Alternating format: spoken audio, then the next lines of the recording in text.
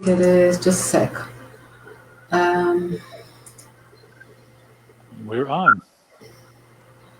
yeah, we're on. Just Oh, 8, 9, my 10 seconds. Okay. my So Facebook hello, takes a hello everybody, and hello again to Brazil. It's fantastic that I can be in Paris and you're in the middle of Brazil and we can be talking with each other. yeah, isn't that great?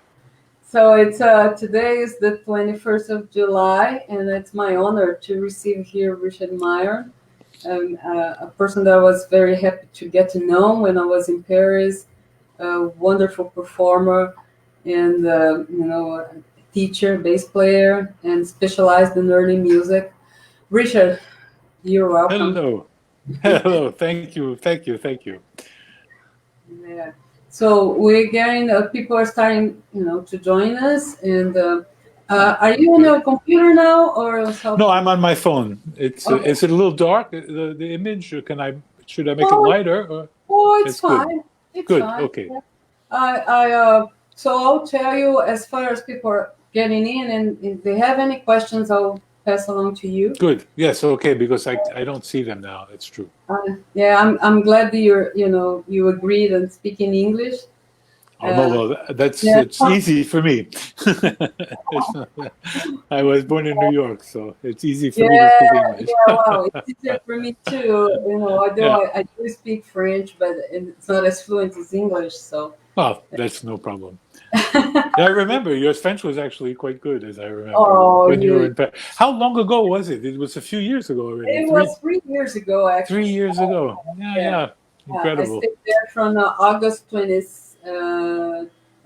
let's see, August 2016 to August Okay, and 2017. 17. Ah, okay, Yeah. you had what, a sabbatical from your Yeah, university. yeah, I was in a sabbatical, what we call here a postdoctoral research. Ah, okay. Yeah, so I worked with some Maki Solomos at Paris Week on Ah, the okay. Ah, performing okay. the Nexus. And I also observed the Thierry at the Conservatoire. Yes, We did some double bass pedagogy work. yes, yes. We did play a couple of recitals during the year, but it was, just for, Mostly uh, education.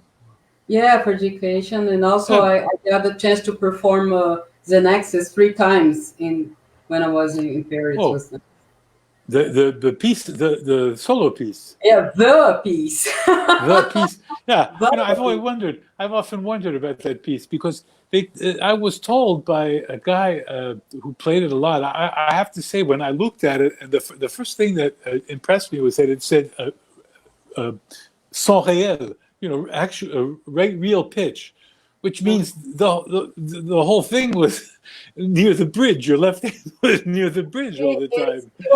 It took me 4 to 5 months to get to put it together for the first time.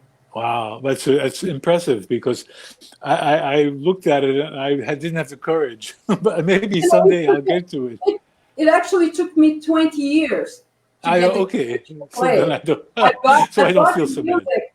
I bought the music when I was on my masters. I was working on my masters, and I bought the piece. And it's a funny story because I ordered, and I was living in Iowa, and so this guy from the music shop said, "Okay, well, it's gonna take a while because it comes from Germany. When he gets here, I'll tell you." When he 3 months later, he called me and said, "Sonia, I have a good news and bad news." I said, "Give me the good." He said, "Well, your piece is here, but the bad news is that you're not gonna be happy to look at it." Well, they told me, I think it was Barry Guy who told me that Yeah, he spoke to Xenakis about it, and it was funny that it was a Baroque thing that he thought of it in the Baroque technique of putting your finger on the side of the string yeah, and pulling on the string, going up exactly. and down like that. Just like you think in I believe in a violone with the gut strings that you pull it a little bit, or A like the little guitar. bit, but it's a reach. I have to say, it's not.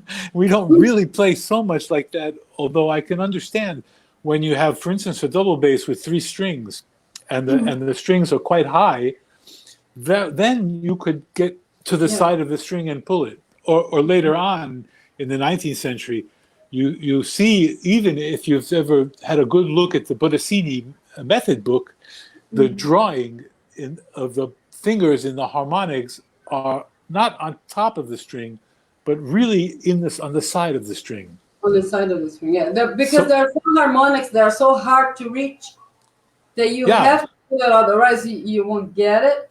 Unless you're like, surgical on finding that, yeah, 16. but they're very difficult. But well, I'm impressed that you played the Well, piece. Yeah, I did. It was, it was a very, very interesting experience. And I even talked to, what's his face, the guy from Yukon. in those days, Frédéric No, Stoll, the or the Daniels, new one, yeah, Nicolas Cross. Nicholas. Yes. We chat about doing a work on notation, because I really would rewrite the piece if Yeah, of course, of if course. Xenaxis doesn't listen to me, but Yeah, I would no. write it, because I think for the performer needs it, just the way I think of Baroque music. Yeah. We had so many treatises that would talk about how you could write that passage and you see the manuscript with options. And I think I missed that. Sometimes you need a performance edition that you can actually see. You can see what you actually gonna play, and not the Yes. mathematic idea of Xenaxis. With all the respect, but Of course. But that's how he writes. I think it's as a very much performer, mathematical. yeah, things I had to. I took 3 months to figure out. I could rewrite and it would be just like this for a new player. And then Yeah. Xanaxis would say, "Well, but you're not gonna get uh, the whole inning. He wants you to jump in his idea in a Ah, way that you kind of did you or speak to him? Did you discuss with him? what? Were you Oh able no, to discuss with Xenakis? not with him, but with Makis Solomos, which was it is Yes. his most important biographer, and I got to know his daughter also. And see, he actually played the piece for him. And Robert Black was the one who recorded Yes. and performed it for him. So I talked to all those guys. Ah, yeah. Okay. Yeah. And Jean-Pierre Robert also. Yes, he lives right down the street from me. Oh, really? It's 5 or 6 minutes on foot. Really? I've been to his From me. place a couple of times to play the piece for him, and then we discussed and everything. It's Ah, fun. so you know now where I live, because when you came out of the subway to go down the street to where he lives, you had to pass by a post office, and you had to pass by then a little bakery. I live in that building on the corner, so you You know, passed in front. that subway station is really impressive. The how do you call this? Collier? It's I guess uh, this where they live, where Jean Pierre lives. It's very nice. These little houses, and they but call it the Cité Musea. in the metro you have the Ah, stairs yes. so deep. Yes, because we're in a part of Paris here that's very high up. It's Yeah, one of the highest parts of Paris, but the metro stayed in the same level the whole time. So yeah. that's why it's so high up from You go up, the metro. up. Yeah, It's ah. yeah. It's nice, a I nice don't memory for you. know. I do it every day. Yeah, but I was a lot fatter when I was there, and all those stairs didn't make me thinner because I would eat a lot of cheese and Ah, yes, chocolate. well, But now not what anymore. else? So Anyway, tell me, can I ask you, do you have any where you are in Brazil, any early music going on, or is it yes. mostly in Sao Paulo? No, we have early music going on all places. Actually, lots of places. Actually, a lot of early music players are listening to us right now. we have two harpsichord players and Ah, a gamba player, and who else? Oh, I didn't put on my phone. um, I had And one Brazilian student once in Canada mm, who was playing in a Baroque orchestra, maybe in Rio. I don't remember exactly where. His name is Walter, and mm, if I don't have, I should have brought the record out so I could have his name in front of me. But he was playing in a group because one of my neighbors here in this building is a Brazilian bassoon player who plays some. He goes back to Brazil usually in the summertime, mm. our summertime, your wintertime, to play. His name is Ricardo Rapaport, Uh-huh. and he so he lives in the second floor. I live on the fifth floor, so we see each other often. Wow, Yes, that's and amazing. yeah, and he said that he's part of this Baroque orchestra.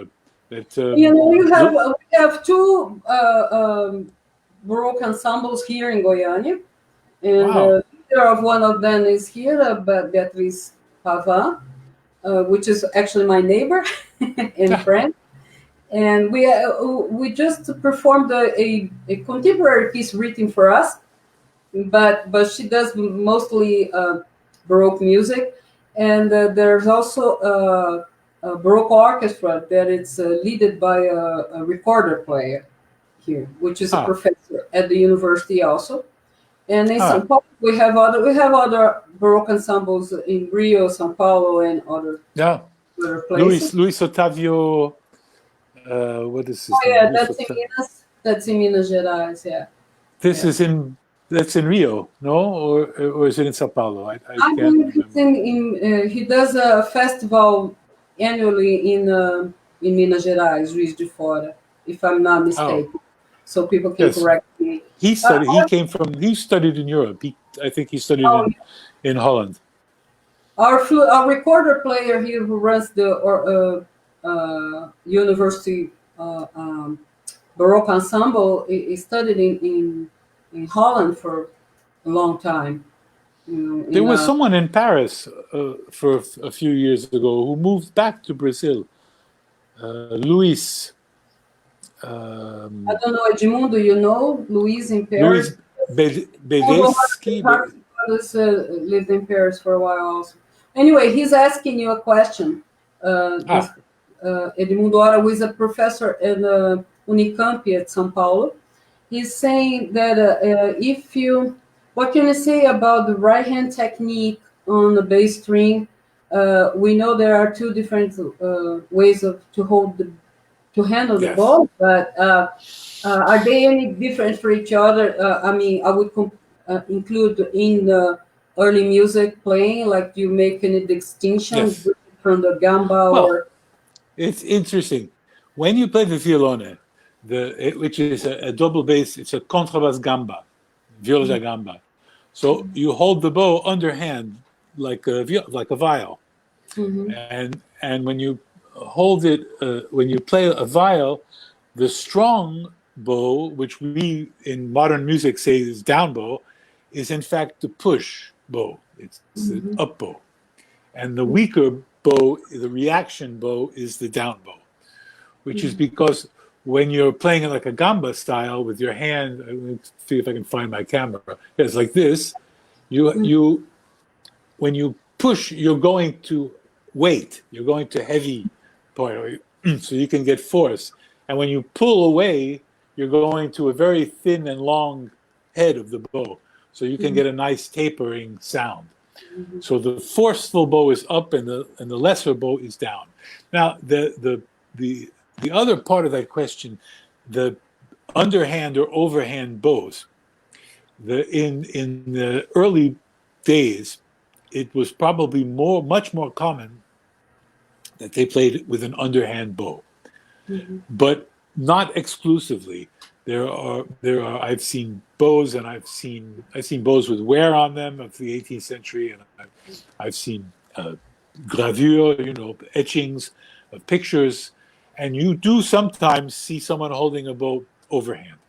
I Mm-hmm. myself personally, I play overhand because that's how I learned, And frankly, uh, early music for me, it doesn't mean that I'm trying to play something old, but I'm not trying to copy something old. That I play how I play, and I try to observe the techniques and the rules and in all of the treatises there are different ways of looking at phrases and such, and I use that as my guide, and I don't really think that it's uh, improper for me to use an overhand bow. Some of my colleagues would agree, some would disagree. Well, this You is, know, that's how it is always. yeah. But I think that you know, you can go so far with these kind of things. Uh, I also use electric light when I play, and in those days they only had candles, and so I'm not going to start using candles to play because that's how they played in the 18th century. It would You be know, some beautiful. places, yeah, well, some places in Stockholm, you know, in Drottningholm, they do play sometimes by candlelight. Although now, because they're very afraid of burning the theater, they have special little lamps that look like candlelight. Uh-huh. Uh, but uh, but you have to dress up in old costumes and such, you know, It and makes there it that beautiful. has its way. I don't Yeah, like that so much, but you know, everyone has his thing to do. yeah. But I would ask you about the strings, like the gut strings. Yes. The choice for gut strings would make you think differently about how you use the bow. Like, eventually, would you would go for the hybrid idea of sometimes holding down or up, and depending on the strings, or you don't feel that? Well, yes, the strings themselves. It's funny. The gut strings themselves. We used them until the 1960s. You know, it's not so long ago that we were using metal strings. And if you think of it, for instance, the Hindemith sonata uh, is more properly played on gut strings than on metal strings.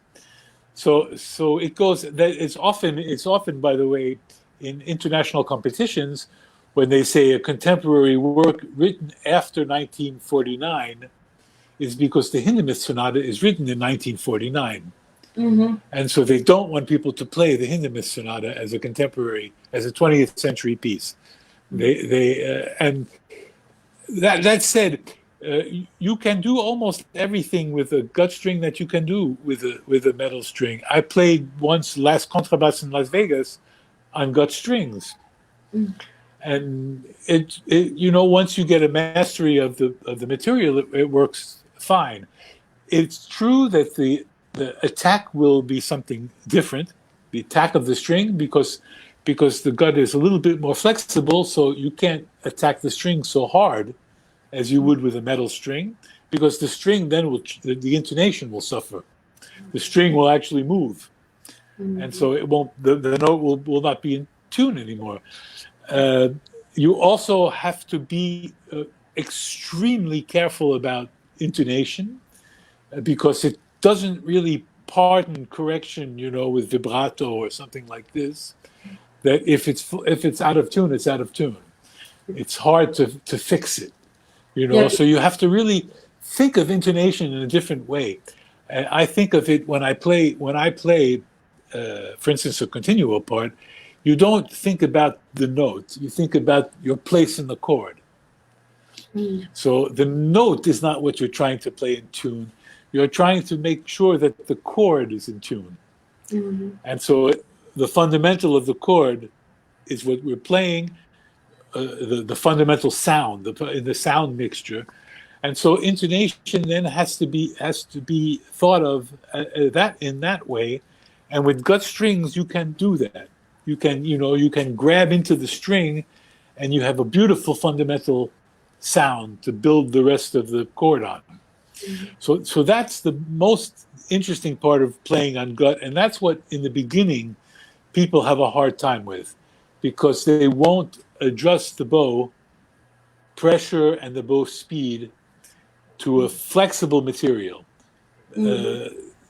Whereas, for instance, if you're playing, I don't know, Eva Parazzi strings, or if you're playing Tomastic Spiracor strings, these strings are hard. They're stiff, and you can really go. That's why they sound so good for jazz, because when you pluck them, they respond quickly, and that's why all the jazz players many jazz players use Spiracor, Tomastic Spiracor strings, because they respond quickly and they're a little bit stiff, and so they have this kind of nice twangy kind of sound. Yeah, they're gonna make the sound go, like, project the sound for time. Yeah, exactly. However, when you play just to finish, when you play a gut string, for instance, when you play jazz on a gut string, you have a more percussive quality when you hit the string, so it helps rhythmically.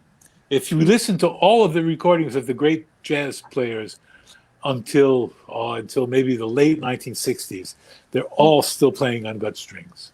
Yeah, and Charlie Haydn played all the way to the end. That's for sure. That's for sure.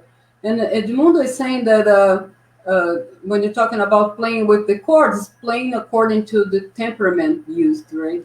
Yes, that's another subject that we used to think. The Baroque critics in the old days used to say, yes, but it's not in tune.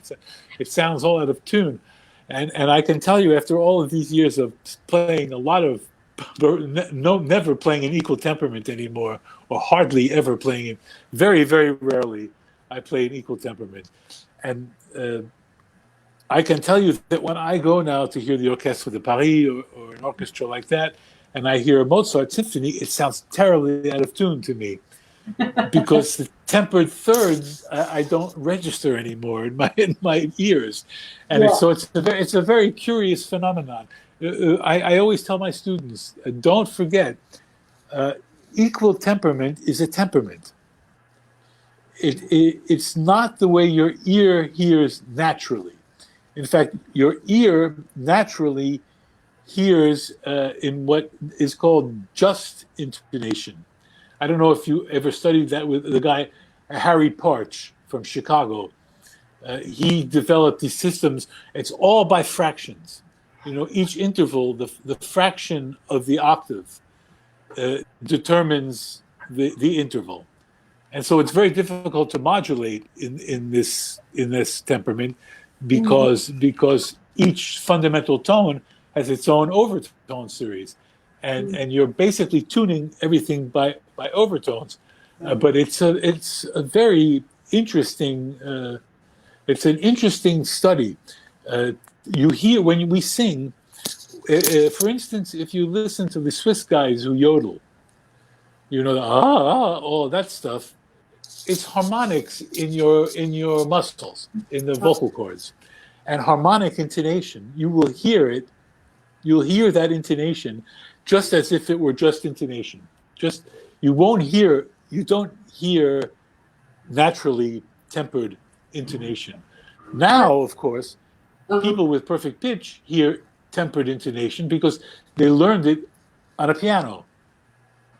Yeah, and it's a memory register, right? So it's exactly as much as your capacity of registers certain frequencies, and if you register like temperate, so it's going to be temperate, and there's no way.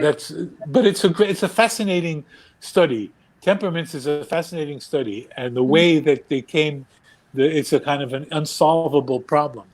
Of splitting the octave into units, and some notes. For instance, in our world, major thirds are often lower than the modern world.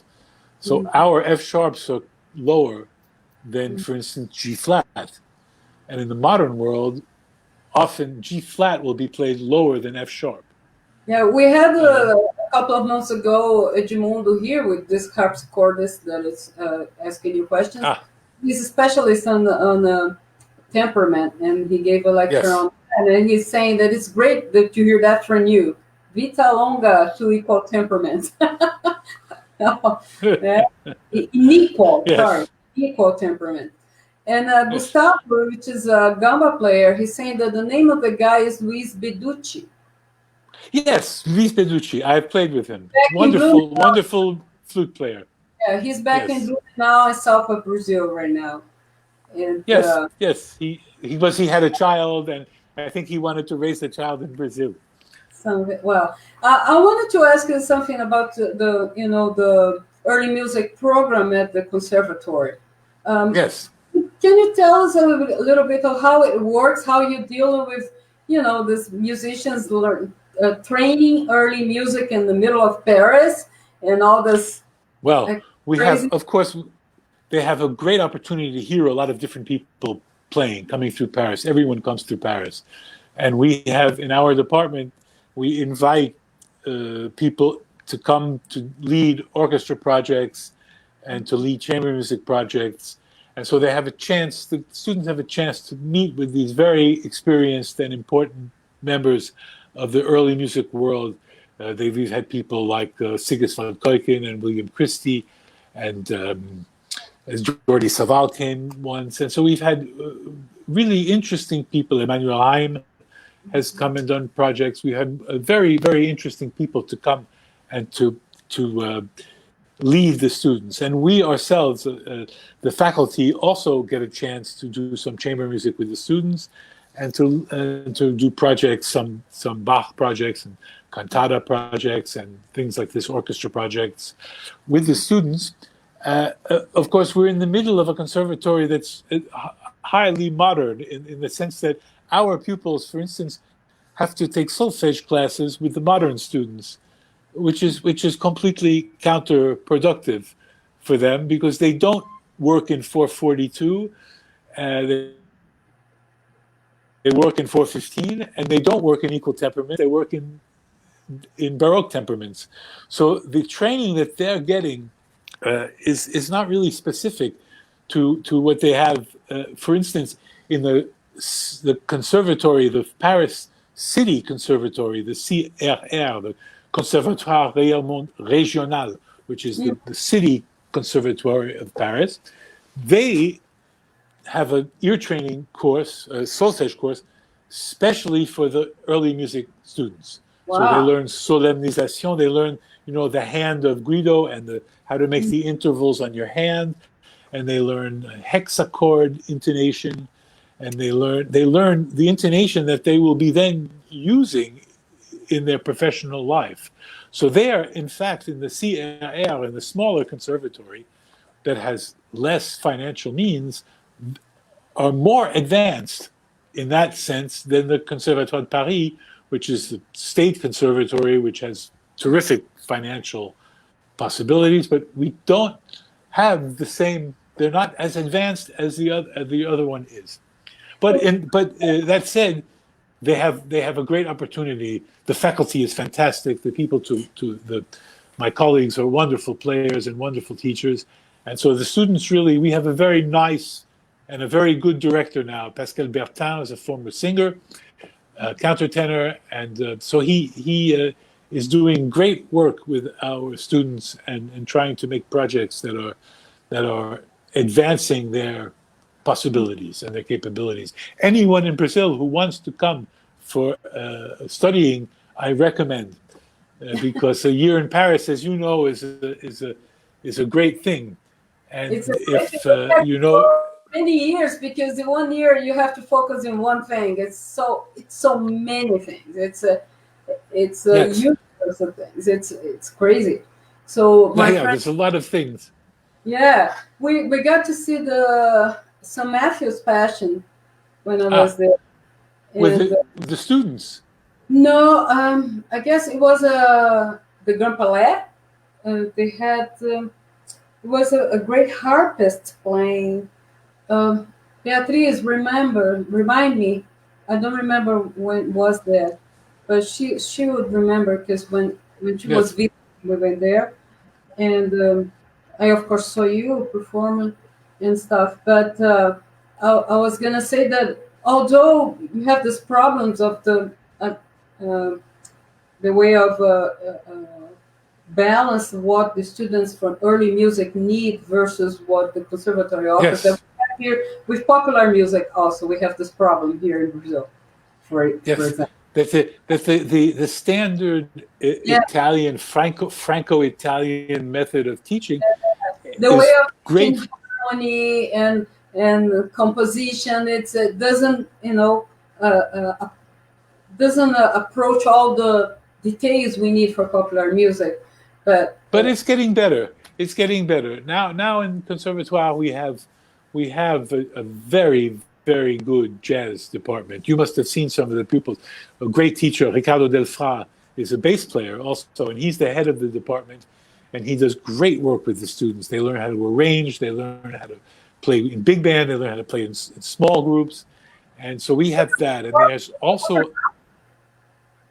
you have professors now at the National Conservatory. we have no. He is the head of the jazz department. Oh, okay, okay. So it's not.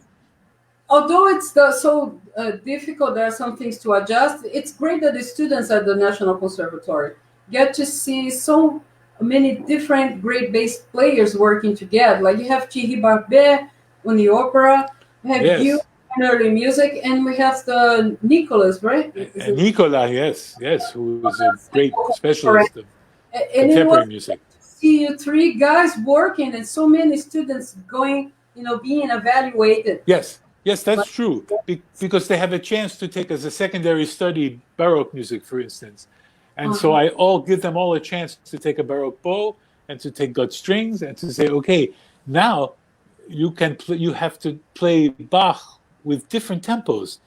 And is it really interesting to play it in the sounding octave like a cello, or is it better to transpose and to play lower, to use the fingerboard part of the bass and play with tempos that are more how should I say more in line with the dances that you're playing. It's difficult to play, for instance, a gigue or an allemande at the tempo that it should go if you're playing everything in the cello octave.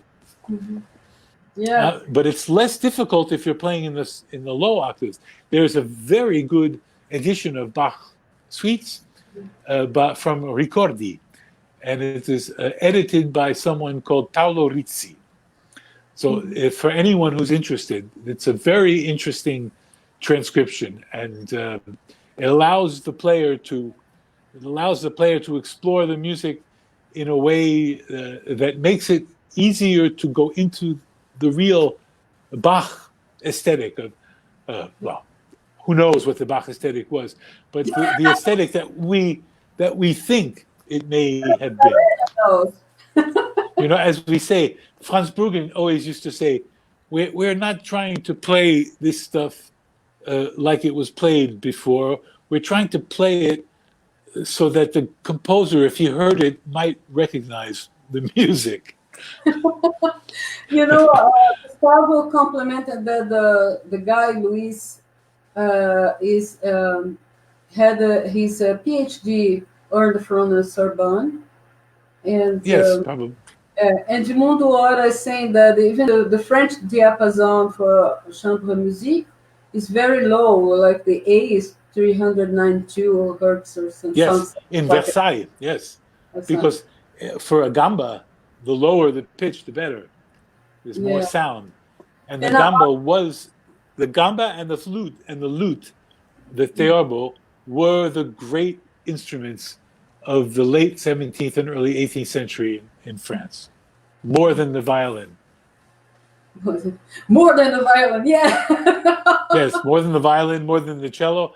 The flute traversière, the flute à bec, and the harpsichord, and the gamba and the lute were the great instruments that if you wanted to be a soloist, these are the instruments you had to play.